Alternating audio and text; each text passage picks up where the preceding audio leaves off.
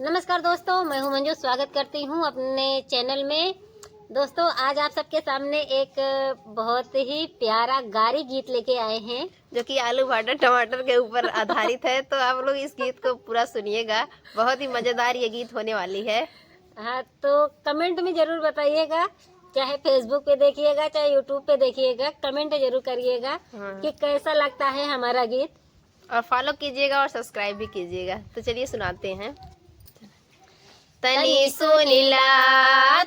सुनिला समधि सले तब जइहा। तनी सुनिला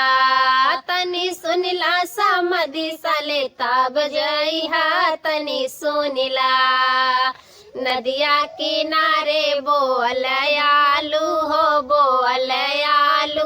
तोरे बहिनी के लई गया सल भालू। तनी सुनिला समधि सले तब जइहा। तनी सुनिला नदिया किनारे बोअल धनिया हो बोअल धनिया। तोरे बहिनी के लई गया सिल बनिया। तनी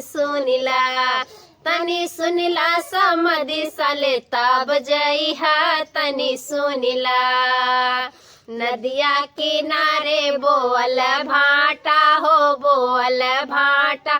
तोरे बहिनी के लई गया सिल नाटा।